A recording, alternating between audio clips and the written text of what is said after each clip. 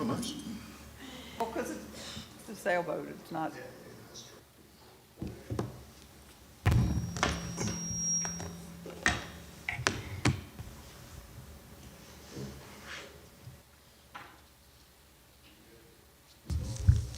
Good morning. I'd like to call the July 14th Poquoson Economic Development Authority meeting to order. Charity, if we can start with a roll call, please. Director Freeman. I'm here. Director Ward Costello. Here. Director Trant. Here. Director Bain. Here. Director Patrick. Here. Vice Chairman Metz. Here. And Chairman Booth. Here. We definitely have a quorum. Thank you. First item of business is our consent agenda. There are two items on the consent agenda. The EDA special meeting of May 14th, 2020, the approval of the minutes from that meeting, as well as our most recently completed financial statement. Is there any discussion needed on the consent agenda? Hearing none, is there a Accept. motion for approval? Motion, is there a second? Have a second. If we can call that for a vote, please, Ernie?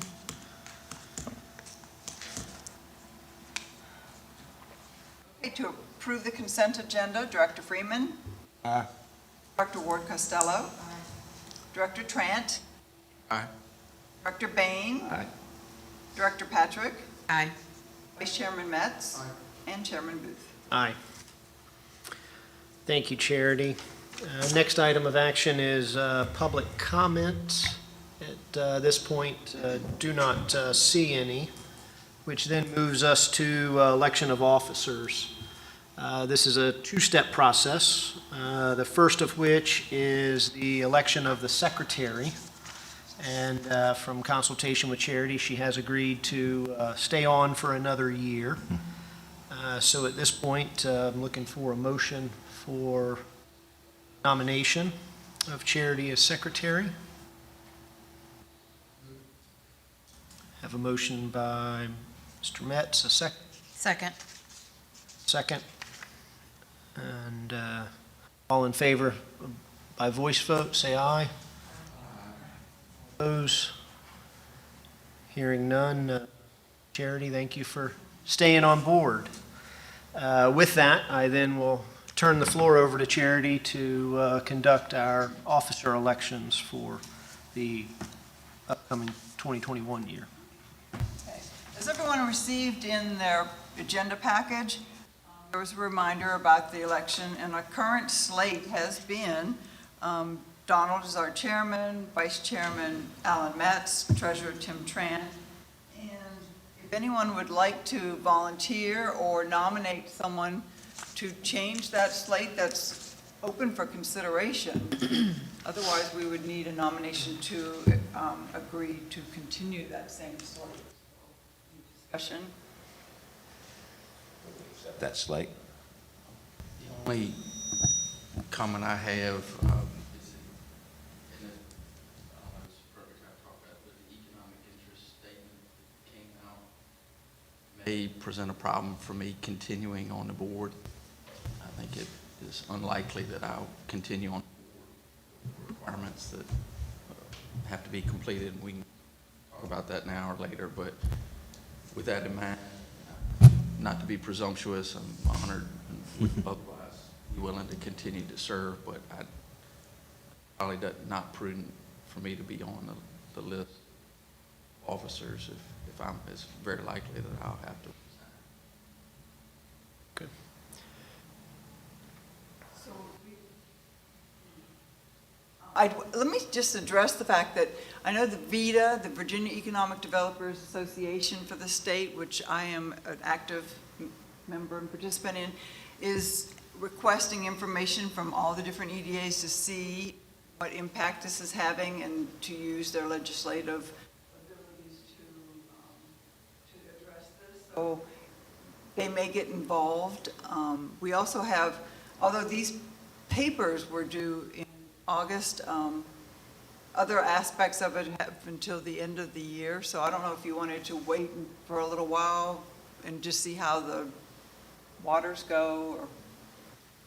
But as far as the position, as far as fulfilling the role of treasurer, I think that would be okay to accept anyone else's volunteer or nomination for that position while we analyze this. On that note, can you give some feedback that this is kind of run amok? I mean, you know, you're losing good people out there over, I don't even know where they're going with this, but it's just, I don't even understand it, to be honest with you. What are they trying to prove? And to be specific, that just so you all understand that, I mean, obviously, I'm a big supporter of, avoiding conflicts of interest. I want to make sure that people have faith in the decisions we make and that they're not biased. So it's really not out of a fear of a conflict of interest or unwillingness to be upfront. I mean, we've all resigned at different times or abstained from voting and whatnot for different things, and I have a lot of confidence in this board, and I hope the same is true of me. But in particular, for me, it's unique because of my profession, but one of the things they want to know, and this is a list of all the clients that I've represented before state agencies and the fees that they pay. And I always had to disclose what agencies I've represented clients in front of, and I've been happy to do that. But to list specific clients and specific amounts of money that they've paid me is, I mean, that's an attorney-client privilege. First of all, I have to get the client's permission to release that information, and then it put me at a competitive disadvantage. Now, all my competitors who don't serve publicly know what I'm getting paid to do various types of work. And then because I practice with a law firm with 100 lawyers in it, they are partners, at least in that firm, are closely related business associates. So I would have to disclose all of the clients that they represent and the amount of money that their clients. It's just totally infeasible. I mean, I would never get the permissions needed to fill out the form accurately. So there's just no way I wouldn't even attempt to try and do that. Now, in the past, just for clarity, we've always had to disclose what agencies we represent clients in front of so that people can look at my statement. Those are my partners that serve on other EDAs. I've got a partner that serves on Hampton's EDA. And so they can see, hey, look, that, Tim Trant's a member of this firm, and his firm represents clients in front of these agencies. And so they get a sense of, where conflicts might arise.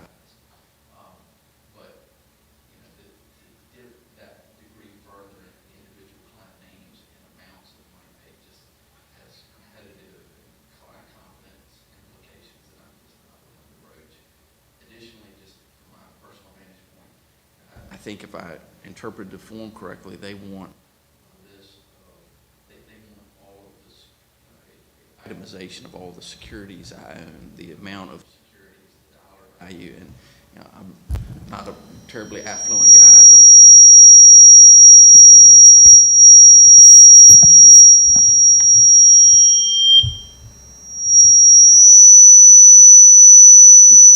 Anyway, I don't own a lot of securities, but the securities I do own are all in my 401k. Right. Or primarily my 401k with, minor, with nominal exceptions, is all in the retirement accounts that my wife and I have. And I don't want that information. That's just nobody's business. I mean, there's through a 401k program, for some, adversary of mine to be able to, go out and FOIA that information and be able to, get pretty close to what my retirement saves are. It just seems imprudent and totally unrelated to the business of the EDA. Anyway, I'm just not willing to, I just want to be candid, even if the professional problem went away with being an attorney representing clients and having partners that represent clients, I'm just not willing to disclose the holdings of my retirement savings account. That's just not, I just feel like that's going too far. I don't tell them how much and how it's held. I understand that. I don't believe you're the only one who has some of these sentiments.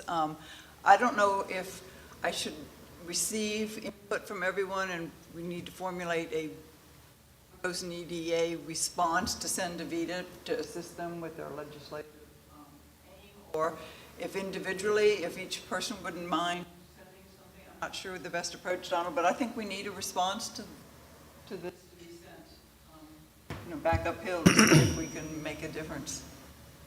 We can't be the only No. agency, I mean, who's going to be happy doing this? I don't even know how you could fill out some of these securities. I mean, it would take forever. You can't be the only one.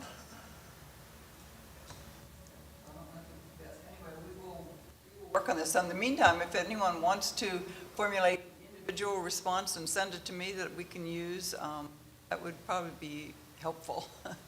So, because you have a very specified and very well-spoken need that I think represents a lot of people, so I think that would be really nice. One way or another, we need to respond to this. With regard to the election, do we have, should we, since this is the annual election, or should we try to get another treasurer? Is there anyone willing to assume that role?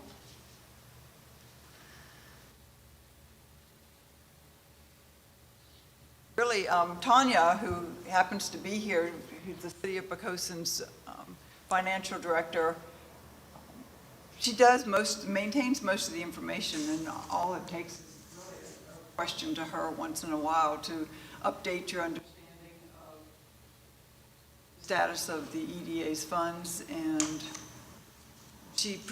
her office produces our financial statement for us, so it really doesn't have to be onerous.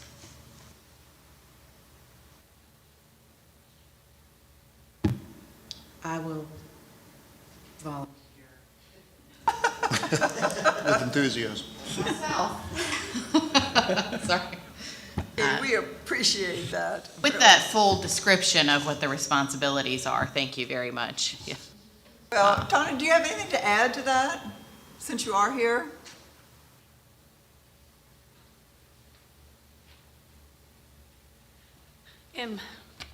Commissioner Patrick, I'll make sure it's very easy. If you have questions, we can run through the numbers.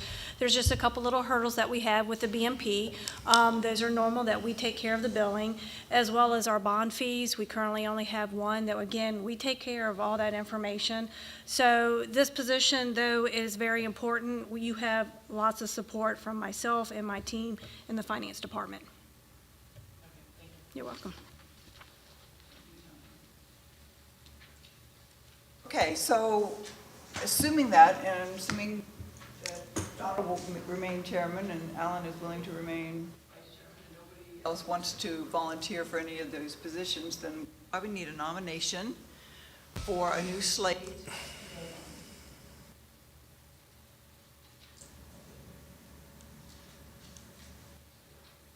So Director Bain will make a motion to the slate of Donald Booth, chairman, Alan Metz, vice chairman, and Katie Patrick, treasurer.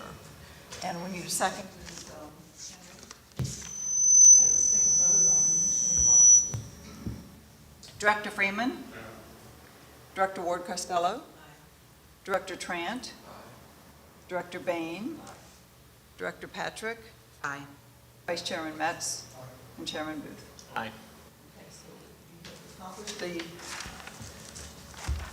directors for the 2021 year. And congratulations to all who will serve. Thank you. Thank you. We have one item under new business, and I'm going to turn the floor over to Dave to introduce this for the benefit of all of us. Certainly, Mr. Chairman, thank you. I will try to keep this as brief as possible.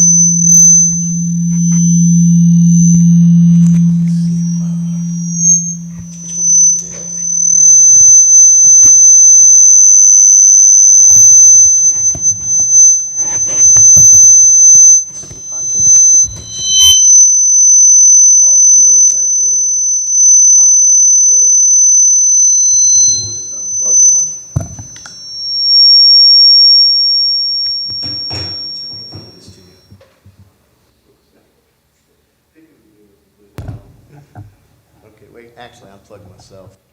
I can do this a cappella. I don't really need this. Joe? Yeah, man. Oh, thank, I'm unplugged here, so let me if I get back in. Well, as soon as you walked in, it miraculously stopped. Where do you think the problem is? Well, we couldn't identify it, but it'll start up again as soon as I speak, but that's all right. Okay. Apologize for that delay, Mr. Chairman. Yes, I am very pleased to,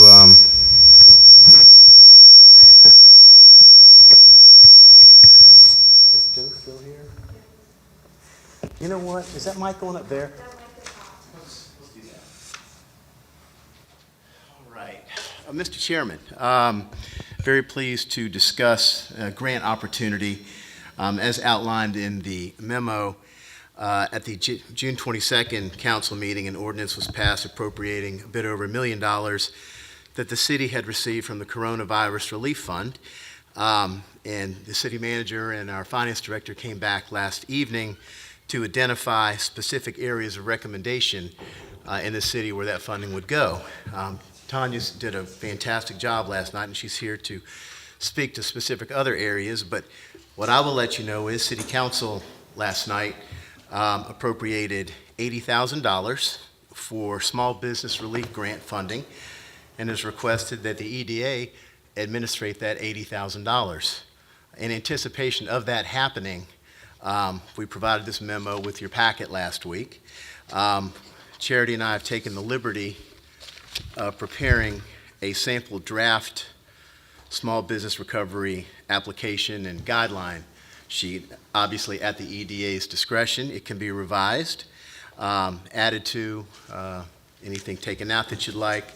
But we thought we'd go ahead and prepare something for you to review. And if it's something that you like, you're very welcome to use it.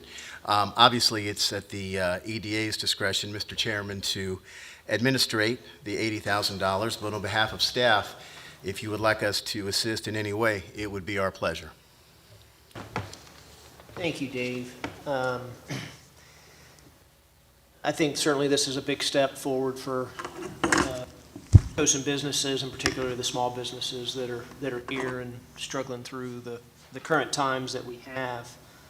My initial recommendation would be to let Dave assemble a team of folks that he sees best fit for helping to administer that, and then be able to report back to us on a monthly basis for the progress of that application and administration and allocation of those funds. And then Dave can pull together what he needs for application reviews and processes. But certainly would like to open that up for any dialogue amongst.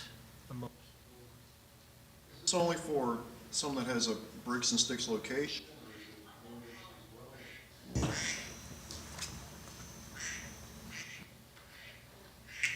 That's an excellent question, sir.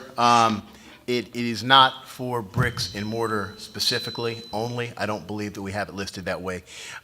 In fact, we purposely did not include a bricks and mortar location because we felt like there might be some home-based businesses who may qualify in this regard and have some expenses which would qualify under the guidelines. So we wanted to make sure it was as open as possible to all the Poquoson businesses with those guidelines in mind. The grants, they're one-time, non-recurring. They're up to $2,000. So in theory, if everybody got $2,000, we could help 40 businesses, which would be significant for us. So, yeah, we purposely didn't try to limit it because we've never done this before. We wanted to make sure as many folks as possible had an opportunity.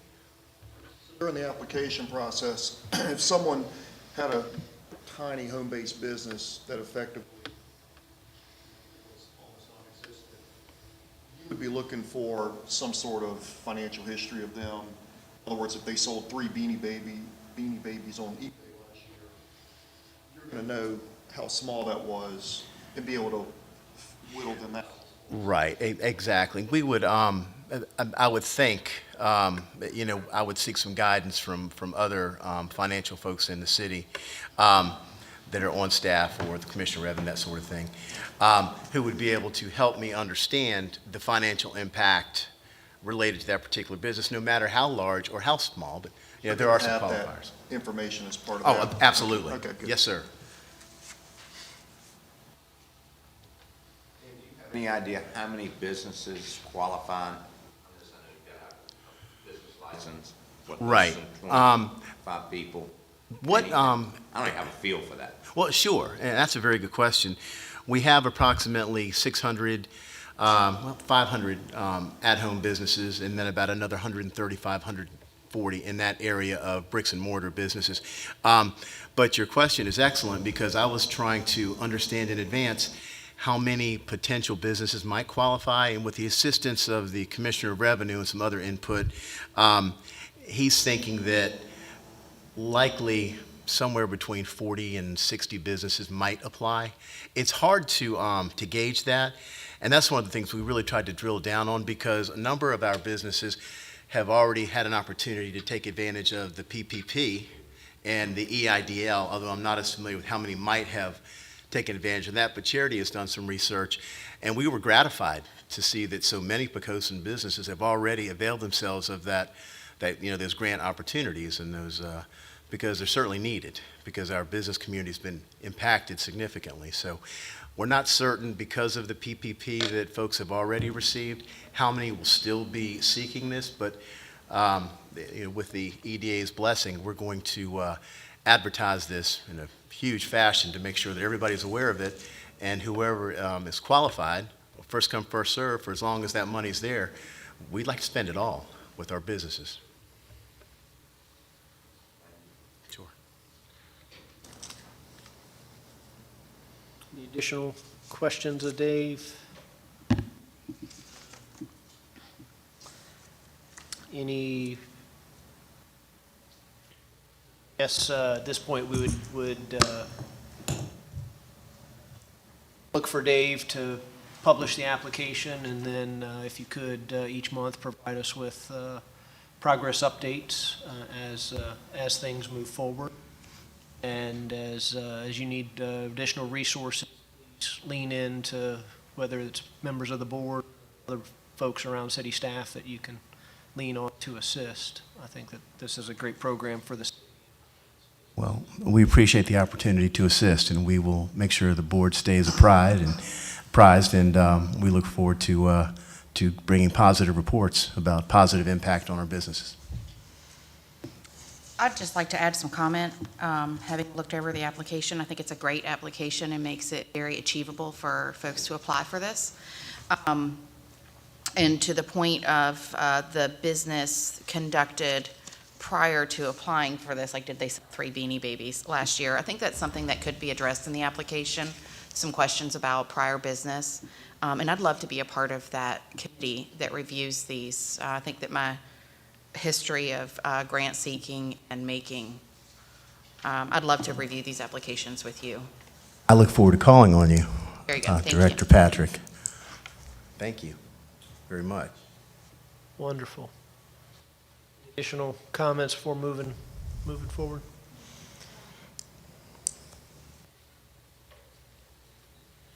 Just to be mindful of the CARES Act, there is a time limit. So keeping that in mind, we have until December 30th to spend the money. So it's very important that once this gets posted, that the proper people do come together and make sure it's achievable. Because what we don't want to do is leave any money on the table. And same token, if it comes out that the $80,000 is not enough, it gives us ample time to determine if there's any funds left over in the CARES money to apply to additional small businesses. Point. And just a quick question to that point, if the money's not all spent, is there a possibility for a round two? It's only unless it's in round 2 during the period of time between March 1 through December 30th. So again, if it's not during that time period, any money unspent by the city, by the EDA, has to be returned to the government. However, it's the intention that any money unspent, let's say the 80,000, only 70,000 spent. So 10,000 would revert back to the city, and then we would have a determination. We can always use PPE for public safety.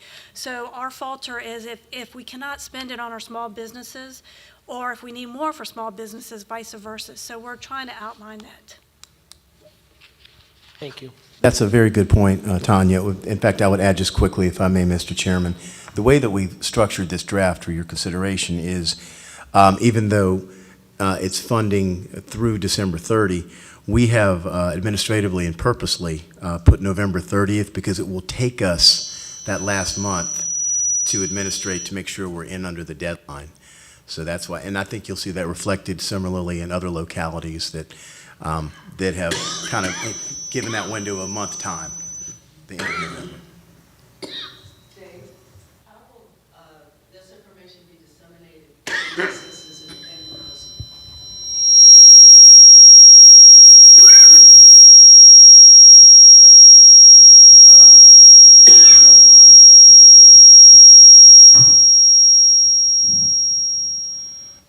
It did work. Okay, great. A very good question. Charity and I will be sending this out to all of the businesses in the community. We'll also put it on through her media outlets and constant contact and things of that nature to make sure that everyone is aware. Hopefully everybody's seen the new electronic sign, and we'll be utilizing that as well. Any other types of media that we can put it out in. Obviously, if we do an Island Tide between now and then, we're hopeful that if we're able to return to some normalcy, we'll be doing an Island Tide, but we'll put it there and in other city outlets, obviously on the city TV, community channels. I think what your question hits on is the most important thing. You can't apply for something that you're not aware of. So we're, That's why I was wondering if it was going to be a direct mail or something like that, that gave it some importance to the commission. and we certainly, and I intend to, as I'd referenced, to work with our Commissioner of Revenue, who's been very gracious in providing some input, and we'll get that business mailing list, and we can mail it whatever ways, and we welcome other ideas as far as putting that word out from the authority as well. So, yeah, what we want to make sure that people are sick of hearing about it rather than they don't hear about it at all. The Island Tide frequently fulfills our ability to do direct mail because it does go to every household in the city. And the constant contact has become really prioritized as of the COVID situation because people really wanted all of that information. So it's been well received and mailing list for that, which is free media, has been worked pretty well for us. We can talk about this later, but we've had some issue with some of the other mails that go out with like constant contacting things that they get filtered.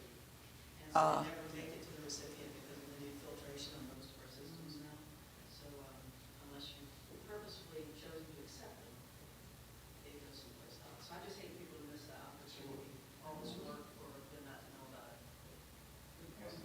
So many emails tied to COVID, they are getting filtered out now 4 months into this. So timing of that's going to be important, so. Well, wonderful. Unfinished business, didn't have any items listed under unfinished business for today. Staff activities. I'm not sure, Dave, if that's you or Charity. If Charity would like to take it, or I will, we'd like to tell you about an additional grant that we have, believe it or not. Please. This is one that Charity is going to be, and then I'll introduce it, and then Charity can sort of comment on it, because she's going to be spearheading this for us. Last night, we presented to City Council an opportunity for a CDBG grant, which is unusual for a small business type assistance grants, generally done for community revitalization and things of that nature. But apparently, the state had provided some funding to the Department of Housing and Community Development at the state level. We were contacted by our good neighbors in York County to let us know that if we had an interest in partnering with them and with the city of Williamsburg on a CDBG regional grant, that they would welcome our participation. Well, we've never done a CDBG grant, but we waded in and were able to put it together with some assistance from the other localities and from staff here. And so last night we presented a resolution for council to endorse that opportunity. They did. The city manager, I anticipate, will be signing the appropriate documents to include us. Then we will have another meeting with the state. I think Charity's working on that for tomorrow. Charity will be serving as our Poquoson representative on the review board for those applications, but our participation in this grant will provide us an additional $150,000 for our businesses to access. So we're excited about doing something regionally and something we haven't done before, and hopefully this will be the first of many opportunities for us to work with other localities and also at the state level. But again, Charity is going to be our representative there, and I will shut up now. You have a sense of the nature of the grant and what its target businesses or others are, business size or others? Spent a lot of time analyzing both of these grants and comparing them and talking to other communities as how they're approaching it and what their limitations are. And this is set up to be an actual grant. I mean, it's more reimbursable. So you spent, from the day COVID became a thing and lockdown started happening, if you have all your receipts and you haven't used it to receive any other funding for PPE, to signage, for changing up computer programs for a new way to sell, for restaurants that have had to offer things outdoors, or anything that you can justify as a change to your business model, including rent, for times that you were shut down and things like that. So if you can justify it and put it in a package and provide backup receipts, haven't used it to apply for receiving funds from any other grants or loans or federal programs, you provide that in a very simple application form, and the committee will review it and cut checks. So I think this should really help a lot of the businesses that have struggled be more solvent and not quite as struggling. But Poquoson, to the best of my knowledge, I haven't heard of any businesses threatening to close. So we've been very pleased with that. Our restaurants jumped in and they've worked 24/7 and made changes and done everything that they could just to keep their heads above water during this time, and things are starting to turn. So it's exciting to be able to offer them something. It's the same parameters, the same time frame, an application, it's a grant. We will be working with York County and the City of Williamsburg to review these applications, and it does have to meet certain criteria for the state. It's the community block grant. And fortunately, York County has people that does their full-time jobs. They're very familiar with it, so that's why they're spearheading it. The money will channel through them, and they will actually cut the check. And they'll be the fiscal agent and lead applicant, so they'll handle all required paperwork for that, which is nice for us. Well, as that program goes live, if you could, please share it with the board. We can certainly help to spread the opportunity, news of the opportunity there, and certainly there's a larger pool, it sounds like, at play geographically with that, but I think great opportunity. I think that would really help every business that's needed some assistance and justify it. So excited about this. Challenging times, and that's exactly where I think we fill some gaps here maybe, so. Only other piece was an administrative piece. We traditionally take the summer off. This has been a unique year with COVID, and we missed a number of meetings coming into the spring. My recommendation is let's not do an August meeting unless there's actionable items that we need to reconvene for, and let's rehuddle September. I am looking to shift it off, as don't really know what the start of school looks like per se, but traditionally our meeting would fall on the first day of school, and so I think easier to shift that back 1 week, so I'm proposing September 15th.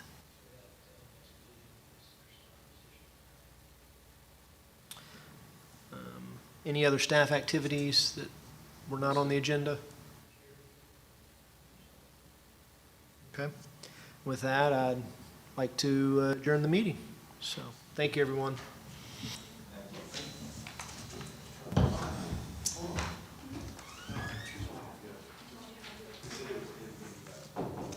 It's a button on the iPad in the bottom right corner. So Charity is